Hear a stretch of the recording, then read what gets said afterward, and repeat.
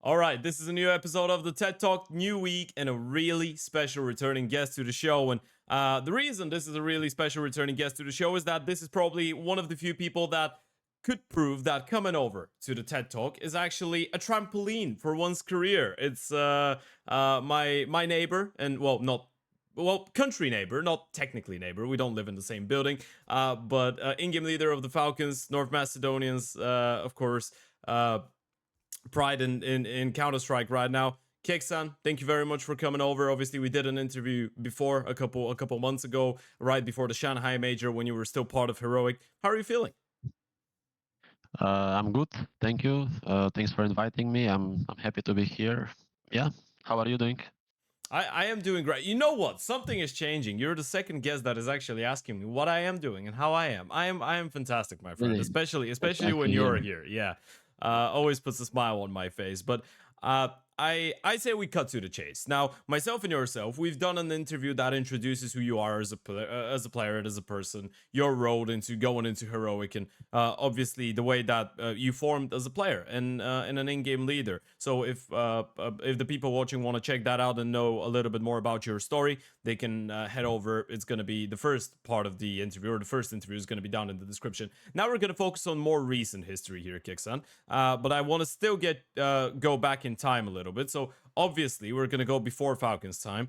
We're going to talk a little bit about Heroic. Now, on Heroic, you guys, after we spoke last time, you were able to qualify for the Shanghai Major. Obviously, you made the playoffs of the Shanghai Major as well, which was a big success.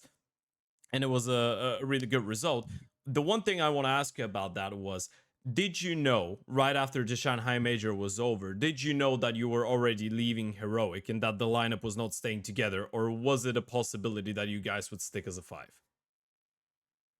Uh, I think after the major, we all thought that the line like that we will stay together, and that was the like the plan, let's say. And I was really happy at Heroic, and everything seemed good. But then one day something happened, and suddenly half of the team was gone, and I also received obviously offer from Falcons, which I accepted later. So yeah, at first I thought we'll all stay together, but something changed during these days of the player break, and here we are now.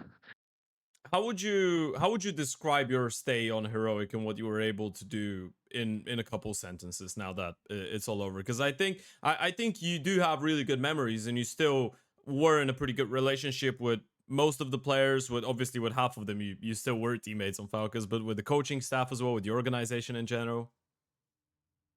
I would say that we had a lot of ups and downs throughout the year, but I think we didn't accomplish as much as we wanted in this one year. Obviously, we wanted to win some trophies and get to more playoffs or finals, let's say. We went to some finals. We didn't lift the trophy, unfortunately, but I would say that towards the end of the year, we were moving into the right direction, and I was ready and I wanted to stay in Heroic, and I really believe that this roster can achieve even more in the next year. But yeah, obviously some things happened, and now I'm not part of Heroic. But as I said, ups and downs, but we were working into the right direction, and I think, as I said, we could have achieved much more if we stayed together this year. Okay. Then we go into the Falcons time. How did that come about? What was the entire process like? Did you get approached by the Falcons and they said, "Hey, we want to pick you up with degster and teddcs. We want to get all three of you." Was it just an individual offer at first? How was that entire process of you going over to the Falcons like? Well, obviously they were interested in me. I would say quickly after the major, I got approached by them, and at first I was not sure what to do because I didn't know what's gonna be the lineup of Falcons. And at that time, as I already said, I was planning to stay at Heroic, but then some things changed. Other teammates in Heroic got other offers, and one day just everything kind of fell apart. And then I had a lot of good reasons to move to Falcons, obviously with TeSeS and degster, and I decided to accept the offer. Was there something to the back of your mind when you were joining the organization? Because obviously we all remember how things went down with the previous lineup led by Snappy, who's obviously a really well-known in-game leader and a pretty experienced one as well. did you have that thought to the back of your mind? You're going into an organization that could be quote unquote cursed in a way with how the previous ENCE lineup went over and things didn't quite work out for them?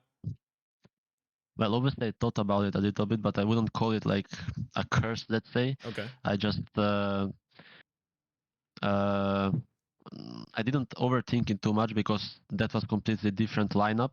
But obviously I was aware of like that if I go to Falcons, there will be a lot of pressure of us, and many people don't like the organization and all of these things. So I was ready for it, but I don't believe in curse and that kind of things because, as I said, that was completely different lineup, completely 5 different players, and now it's another lineup. So I didn't think about it too much. Okay. And initially, because you said that you didn't really know what the lineup was going to be like, when did you realize that you were going into the lineup with your two ex teammates, obviously from Heroic, teSeS and degster? And when did you realize that NiKo was going in? Was that a big factor to you saying yes? Did you know before signing the contract? Yeah, I knew about like that Nikola was part of the team since the first time they approached me. Okay. And at first, if I remember correctly, Falcons had some other plans or other players, let's say, but this whole transfer period was a bit crazy with other teams also making changes. So in the end, it was me, degster, and teSeS moving together, and that happened quite late, I would say, in the transfer window. So it happened quite fast, but I think it was the right choice to move. One thing that I'm really interested in before we go down, obviously we're gonna go down to the NiKo topic later on because he is who he is. But at the start, what was your first impression of the team? How was it different to anything that you've been part of before? Well, it was different in a way that now I have NiKo in the team. I feel like Okay. in other teams I haven't had big So players so let's like. speak about NiKo. Let's go. Let's go. Let's speak about NiKo. No, I mean, like since the start of the team, I really believe that we can be a contender and Hmm. do good things because, as I said in Heroic, I think we were doing pretty good towards the end of the year. And now when we went to Falcons, we got a player like NiKo with us, and also Magisk, who is one of the most legendary players in CS. So obviously we felt like it's an upgrade from Heroic. So from the start, the expectations were high for us. Obviously, we didn't expect to be instantly a top 5 team or top 3 team, but we knew that after a while we can become a really strong team. And obviously, having player like NiKo brought some confidence into to us. Okay. And yeah, I just think it's nice to have him around because he's not only playing good individually, but he's helping a lot with some second calling and giving some ideas or coming to the theory and showing something. I feel like he's doing it much more than other teammates that I've had who are not IGLs. Okay, I was gonna ask you about that, by the way. What is for you specifically as an in-game leader? Because we all know that NiKo is a big voice in the teams that he plays on, and even on G2 for some time there was people coming out and saying he was even calling on the CT side towards the end, right? Uh, how does it change for you as an in-game leader when you're part of the team and you have a player like that? Like, is it one of those moments where you just join some of the first pracs, like how Apex described it for Robs? He was like, we just join, we play a couple pracs, and I instantly know that this guy is a world-class player. Was it something similar for you as an in-game leader? You just join and everything just seems so easier to understand around the map, and it's like you just have a helper on the team? Well, uh, I mean, I could see it from the first day that NiKo is a really hardworking guy and he helps a lot with the structure of the team and with some second coding and all of those things. But in general, I would say that it's a balance of both because obviously he's helping, but also I have a big voice in the team, so it's just about balancing these two things and using it in the best way. So like, I don't know how to explain it in the best way, but let's say that he can help me sometimes, but I have the last say when it comes to the call. So simply said, it's just balance of both. Like for example, him not doing it too much, let's say, or yeah. And this is something that you as an in-game leader want to have established on a team. You are open to listening to other people, but you want to have the last say. Is that right? I mean, that's how it has been in all the teams I have been part of, even in Apex and Heroic. Like everyone comes up with some ideas on the theory, but when it comes to the games and the practices, usually I have the last say when it comes to the call. But obviously, some players help more, some help less, and some are included in the theory a bit more, some are a bit less. But as I said, it's just about finding the balance and understanding what's the best way to work. Let's say it that way.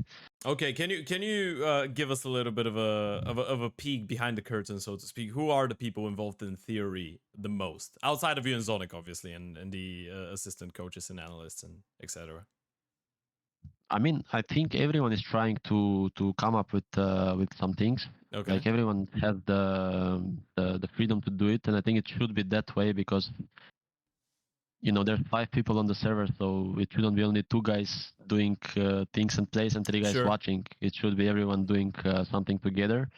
But for example, we spoke about NiKo. I would say what's different about him is that he's trying to, let's say, if someone comes up with a play that's not even part of NiKo's map, where let's say he plays B on Inferno, and we are talking about something about apps on Inferno. Sure. Even though NiKo is not included in this, he would come up with something and try to make it better, if it makes sense. Okay. So he's listening to what everyone comes up with and is trying to either make it better or say his opinion if it's good or not. So like he's focused on himself, but also on helping the others in every possible way.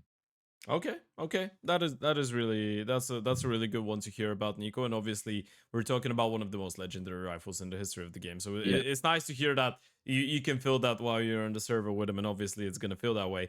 I wanna speak a little bit about now the initial couple months on the team, because obviously for you guys, the start wasn't perfect, right? The first couple events were not great. Obviously, you had Blast Bounty, you had Kato.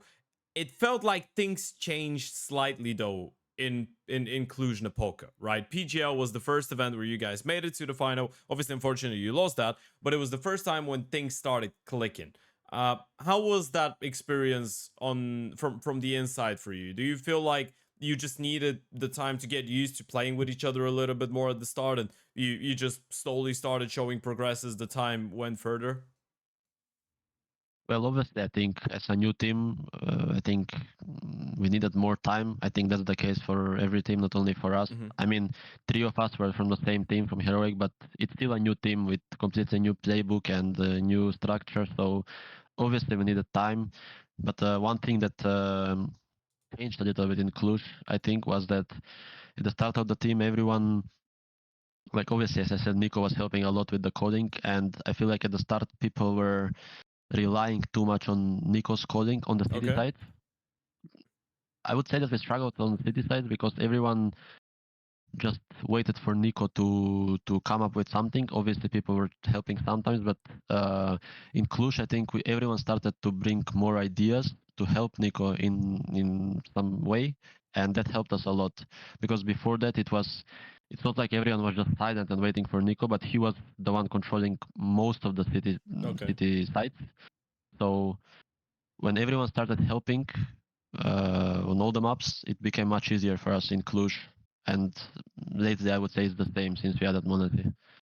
Okay, there is another player on this team that I wanted to ask you about, and that is teddcs, because he played really well. I know NiKo even won the MVP in Cluj, by the way. One of the, again, it's pretty sad looking at the picture of someone holding an MVP when he actually didn't win the event. But teddcs was actually probably the most consistent player even at the first couple events for the team. How did that come around? Because I feel like a lot of people were surprised, and obviously teddcs is a really high profile player, right? But it's usually not his job to be the guy dropping 30 bomb every single time. Now it doesn't feel like it is anymore, although he still has those maps. But how do you feel about him at the start of the year in the form that he's been showing? Because I feel like even for him, that he was a player that was already performing on Heroic. I feel like he's improved actually since joining Falcons. Yeah, I mean, I can only say good things about this guy. I have been teammates with him for 1.5 years almost, and he's the kind of guy that will always put the team first. Like he will sacrifice for the team and do everything that's needed to make the team work. And on top of that, he's really strong individually, which he showed recently in, was it Melbourne? Mm-hmm. I mean, in many events. But yeah, I think he's one of the nicest teammates that I've had, and he's always ready to do anything for the team. And on top of that, he's really good individually. So he's a really nice teammate to have. Okay, And I think the reason why he's playing even better now is because he has more freedom than he had in heroic. So like he can do things, he can do what he wants, let's say a bit more than he was doing in heroic, and he has more freedom to do his things, let's say that way. obviously that's a bit of a fast forward because we are going to bring up m0NESY's name and we're yet to speak about degster. But do you feel like now that m0NESY's arrived on the team, TeSeS is going to feel a lot more freed up even in the server now that he's got both m0NESY and NiKo on the team and people are not going to be looking at him to care? Do you feel like that could give us an even better image of him? Yeah, I would say so. Like when you have players like NiKo and m0NESY, obviously it helps everyone with like it brings some kind of confidence, if I can say that. And even TeSeS said it in interview a few weeks ago that Mm-hmm. now he doesn't have to focus too much on, let's say, killing too many people, because now he has NiKo and m0NESY, so he can just focus on. He doesn't have the pressure to perform always, if it makes sense. Maybe it Sure. sounds bad to say, but it helps with some kind of confidence when you have these kind of players in your team. No, it's absolutely reasonable, right? It's I guess it actually makes people perform better in the end of the day, right? Because you feel like you have a bit of a guarantee, you have a cushion to lean on. You're like, Yeah. NiKo and m0NESY are on the team. I have a buffer. I can go for silly shit, and then if the silly play doesn't work out, I've got people to save my ass. But if it works, we win. So you're actually playing better. I completely agree with Yep. that. And then the next thing I wanted to talk about, obviously, this is we're gonna mention another one of your ex-heroic teammates who's not part of the team anymore, but the way that he left was one of the most badass moments. It was degster, obviously, the first team or the first trophy in the Falcons organization's history on tier 1. You won the second PGO event of the year in Bucharest. I want to ask you though about what was the atmosphere inside of the team, because it felt like I think we can just address the elephant of the room. Everyone knew that m0NESY was coming to the team before the grand final against G2 was played out, right? And degster himself probably knew it. How was the energy like? Because from the outside, and I guess from judging by the reactions of degster after that, it didn't feel like he let it get under his skin. More so, it felt like he wanted to give you guys a parting gift with that trophy. Is that what it felt like? And what is degster like as a teammate and as a player to have on a team? I think he's a really nice teammate. Like in general, not only the last event, but in general, I'm happy that I was playing with him for some time. Mm-hmm. I think I learned a lot of things from him. But when it comes to this last event, I think he, like in Bucharest, he took the news in the best possible way. I don't think he was affected by it at all, and he just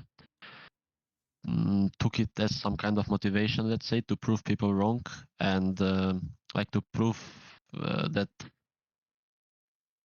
also for the future, like to have easier time finding a team for the future. So obviously he tried his best, and he didn't talk or he didn't think too much about the change that's coming. His only focus was on this event, on every next game. I think he did a really good job, and I'm really happy that like it was his first tier 1 trophy also for me. So I'm happy that we won it together in the last event. Did it feel like, from your perspective, playing against G2 in that final, did it almost feel like you won the trophy and the Oper, like the star player of the enemy team, like you captured m0NESY in a way? I mean, it's hard to say. Like honestly, in the final, my focus was only on the game. I didn't think too Okay. much about the future, because before that I had like 3 or 4 finals that I lost in a row. So I just focused on the final this time. Didn't think about many other things, and it worked. Did it feel different this time around? Because you said that you've got a couple finals in your past that you did lose, and the majority of them obviously with heroic and even before that with Apex. But did how was that one different? Did you go into the stage being a lot more comfortable that this is your event to win? I mean, it felt a bit different and nicer to play. Maybe it was because maybe we didn't have too much pressure, if it Okay. makes sense, because everyone knew Dexter is leaving, and also he played without any pressure, which obviously helped him maybe to play a little bit better. So I just think our comms and everything was on point during this event, and we were playing really calm. It didn't feel like we were playing a final. It just felt like another game, and we just played with a lot of confidence. And sometimes in these finals, when you start losing few rounds in a row, or you lose one or two maps, you just get this feeling to like you're getting destroyed, and then the enemy gets momentum, and it just keeps going, and then you lose. But this time it felt the opposite. Like we were on the other side now, and things were just working out, and we just kept doing what we did the whole event, and we just finished the game in a like not during the whole final. I didn't feel stressed or anything like that. The comms and the atmosphere, everything was on point. Oh, we're gonna get to the games that got you stressed and that got everyone watching stressed as well. Don't you worry about that. The next day, literally the next day, m0NESY arrives to the team. You two seem to be getting along really nicely though, and you seem to be getting along really nicely from the very get go. I mean, m0NESY just goes out and starts saying how amazing of a captain you are, how happy he is. He's playing on a team with you. What was the initial introduction like? I guess did you guys just bond instantly as he joined the team? Yeah, I think he's a really nice guy, and even though he's just 19, he turned 20 a few days ago. Yeah. He's 20 now, so even though he's just 20, he's really mature, and like he he understands things really well, obviously inside the game, but also outside of the game. So we got along from the first moment, and yeah, I think he's adapting to the team really well From and your fast. from your perspective as an in-game leader, is it sometimes difficult to give space to all those big voices and players that you have on a team? And this is something that I wanted to speak to about very much, because now you already now you've got you've gone from obviously nerds and degster and teddcs are people that have their, well, there are players that have their needs of space in the server as well, right? But now you're playing with it kind of feels like it's up a level now. Now it's Super Bowl level, right? With m0NESY and with NiKo, and you still have teddcs on the lineup. Those are all people that need their freedom to have a voice and go for their place. For you as an in-game leader, how do you find the balance to make sure that everyone is happy when you have those big characters around you, including obviously someone like zonic in the coaching slot? Yeah, I think one thing that is helping a lot with the coding is that I feel like everyone in the team has respect for me. So I don't think there are people, even like NiKo or m0NESY, they're not coming up every round like I want to do this or I want to do that. So first they would wait for my call. Sometimes they would offer things, of course, but I think everyone respects my calls really much, which is helping a lot. And I think one important thing that players like NiKo and m0NESY have is that whatever you tell them they need to do, they will do it in the best possible way. So like I don't know how to say it, but they will adapt to the situation. Like even if he wants to do something, but I say no, let's do this instead of that, Yeah. they know exactly what they need to do. So I don't have to micromanage everything, or we don't need to discuss later if this was the right call or that was the right call, because there is no bad call. If people know how to adapt and understand what we need to do, then there is no bad call in the game, if it makes sense. I love that. No. It makes perfect sense. Yeah, this is the I guess this is the description of a good player, right? We're talking about an all-around player, not someone that just knows and memorizes one playbook and knows what Yep. to do, but you just tell him this needs to be done, and you don't need to explain him how. You don't need to tell him you throw Yep. this nade or you coordinate it with this person or you rotate through there, because there could be a guy there if something's happened on the other side of the map. It's a really cool thing to hear. And the reason I mentioned zonic, I think it's about time we get into that topic as well before we go into that rivalry with vitality that you have going on right now. zonic, I think, has been one of the most criticized people with this Falcon project over the last 2 years. There has been multiple people on social media, even a lot of pundits as well. A lot of people calling for Zonic's head for not being competent enough anymore to be on tier one. We've seen and heard a lot of crazy stuff for someone like him. So from the perspective of someone that's worked with him now for 5 months and has been to a couple events with him, you've won an event with him. How do you feel about zonic as a coach? Is everyone that is just coming in for his head full of shit? Is pretty much what I'm asking. Yeah, no, I mean, I'm really happy to have him as a coach because I think people who are not inside the team obviously don't understand how everything works. And you mentioned that we won one event together, and from like, trust me, we would have never won that event without him. Like, I don't know if you remember how this event started for us, but we lost Mm-hmm. to Complexity 2-0. Yeah. Then we lost to Gamer Legion 2-0, winning like 2 or 3 rounds in 2 maps. We got absolutely destroyed. And we were 2-0 down, and there was all this noise around the team with the roster changes. So it was really hard during these first few days of Bucharest. But then he came to the team and he had some talks with us and he did everything he could to help us. And if he didn't do that, we would have never won that event. I don't think there's many coaches that can turn around a situation like that, like being 2-0 down in the Swiss stage, playing with zero confidence, playing really bad and having all this noise about the transfers and everything. But he did it, and I mean, I'm just giving you one example of how good of a coach he is. And as I said, I don't think many coaches have this skill to turn things around like that. But it's like he's helping the team in many possible ways. Like he's also good inside the game. He's helping with the playbook. He's bringing a lot of stuff. So people who are, as I said, who are not inside the team don't know these things, and they just look at one interview or one voice message from Blast that last 10 seconds. They Yeah. didn't even show the whole timeout. So people don't know what's happening, and that's why people have this opinion about players and coaches in general. But trust me, it's much different. So we can safely say that zonic is up with the meta. Not only psychologically a good coach, but he knows what's going on inside of the server as well. Yeah, of course. Like there's no doubt about that. Like he wouldn't be where he is now if he was not up with the meta. Okay, yeah. No, it's just something. I know it sounds silly, but it's just something that I think is better to be addressed out there. So people hear it and stop calling a coach that's won 5 majors a fraud, right? I think it's quite reasonable. But yeah, Zonic is a great coach. There is another person on this team, and that's gonna round it out about me asking specifically about every single player. Um, Magisk is probably the other person, Barzonic, that has been receiving a lot of criticism, but he himself, in the most recent event that you guys played, at Blast, he actually popped off. He actually had a couple big games. So, do you feel like individually with Magisk? First of all, I want you to talk a little bit about the experience that he brings to the table and how big of a voice he is, because we know about that side of his reputation that he's quite vocal, but do you feel like individually now he's starting to get maybe out of that? I want to call it a cloud, maybe a frustration after last year, because he has been on the Falcons a lot and he has been through a lot more, let's say, difficult times with this team than you guys. Yeah, I mean, first of all, I think he's really vocal, as you already said. I think he has his opinion on many things, and usually he comes up with good things in theory or whatever it is.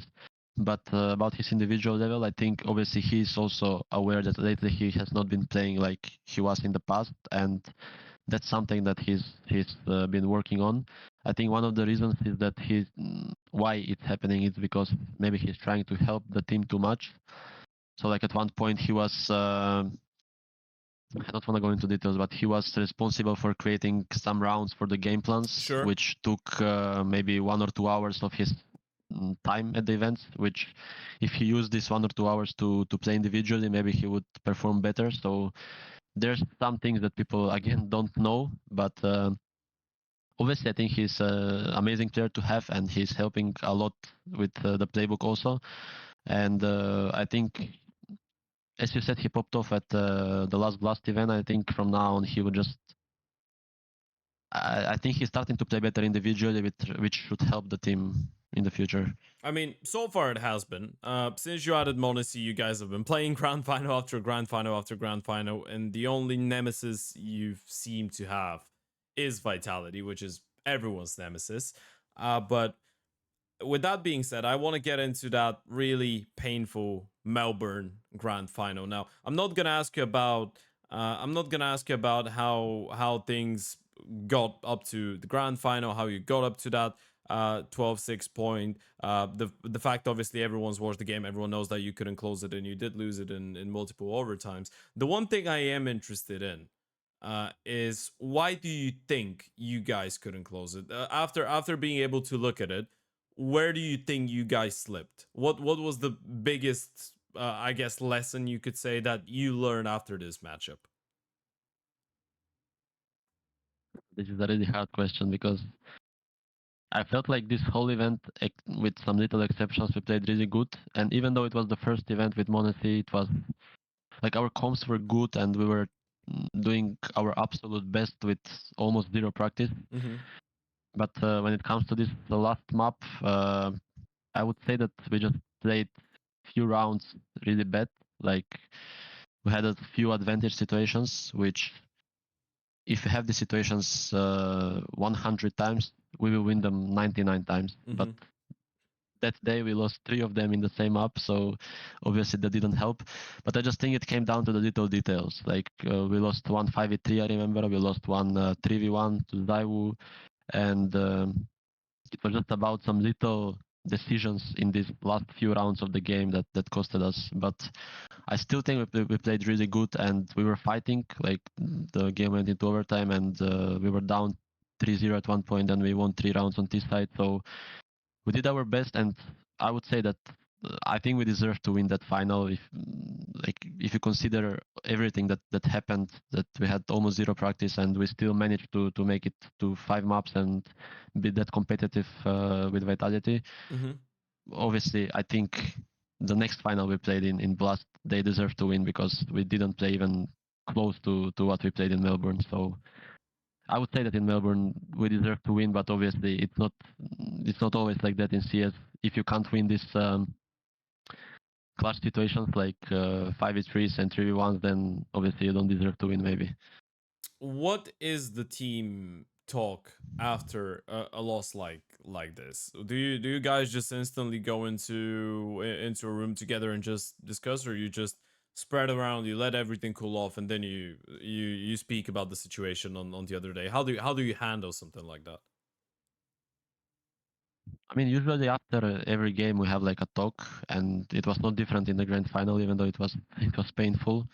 But I think people were just disappointed in a way. Like we were not even that frustrated. It was just disappointment because everyone knows that we can do better than that.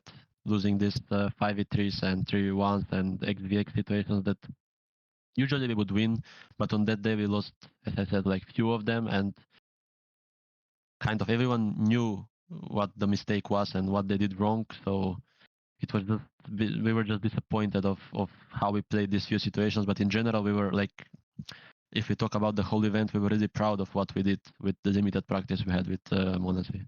Now you've played a couple games against Vitality, 2 grand finals that have gone to distance. You've been able to take maps off of them, and it's safe to say that it kind of feels like Vitality and Falcons are the 2 teams that are over everybody else, even though Spirit and Mouse are trying to play catch up. Do you feel what do you feel makes Vitality's current iteration so special in comparison to a lot of the other teams? And do you feel like people are starting to slowly figure out how to get the better of them? I think the reason why they're so good the last few months is because of their confidence. Obviously, they started winning and then they just kept winning, and by doing that, they gained a lot of confidence. And I mean, I played against them a few times, and I watched them a lot actually. Like I watched a lot of their games, and I just think the main reason they're winning is their confidence, because Mm-hmm. sometimes they just do something that when you look at it, it doesn't look the best, but they still somehow win the round because Okay. someone does something crazy and he gets some multi-kill that usually doesn't happen. And I think most of that comes with confidence. And I mean, obviously, they have a reason to have confidence. They won like 25 games in a row, so it's understandable. Yeah, it is understandable. Do you believe in that legacy energy that is going around you? Because I've seen a couple people draw the parallel with Zippix, for example, from the legendary Astralis iteration. Obviously, when he was left in a 1 versus 3 clutch, there was a certain point where you'd actually feel like the 3 people on the other side of the server would just press tab, see that they're against Zip, and they'd be like, "Oh shit, it's not even a 50-50; it's a 60-40 for him." to win the 1 versus 3. Do you feel like this is how people feel now that they go into the server against Vitality? Do you feel that way sometimes? No, I don't think we feel that way. Actually, this is one thing that we mentioned before we played them one of the times. I think Okay. another reason why they're so good is that I think people respect them too much in a way that they go into the game scared against them, like what you just said. Like I think some lower tier teams that go up against them kind of already accept the fact that they're going to lose the game even before the game starts, and that Okay. doesn't help when you play a game. So that was one of the things that we talked about before playing them, and I think when we did well when it comes to this. I don't think we were ever doubting ourselves or thinking too much about how good they are. We just played our game, and they were better these last 2 times we played against them. So, but it was both of the games were really close, so it's a good sign for the future.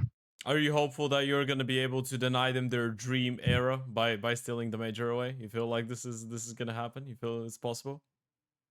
I mean, everything is possible. Like I would say nowadays in CS, there's so many teams who are competitive, and I feel like every team can surprise. Like if you just look at it, for example, last year Spirit was really strong, Navi was really strong, and now this year we are talking about completely new teams that are like on the top. So things in CS can change really fast. So it's hard to say and it's hard to predict it. I just think the scene is so competitive right now, and everyone can win against anyone, if I can say that. Do you think there's something about space taking in-game leaders and like IGLs that are really strong characters and like running in and throwing themselves out there that seems to be working out nowadays? Because I do see a little bit of a similarity between your style and Apex's style in a way.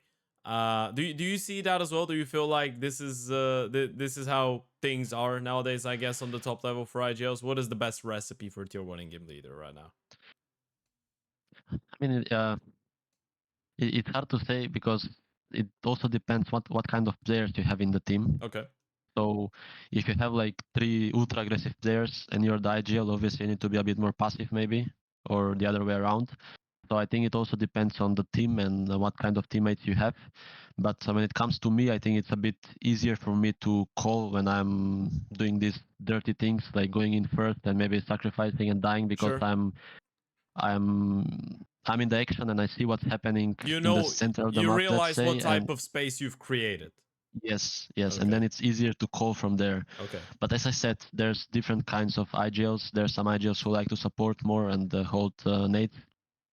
And again, it also depends on the team and on the teammates you have. So there's many things to consider. Okay. There's been a lot of roster rumors and a lot of things obviously going around your team and around some other teams. So I'm gonna ask your quick opinion on some of them, and then we're gonna wrap it up.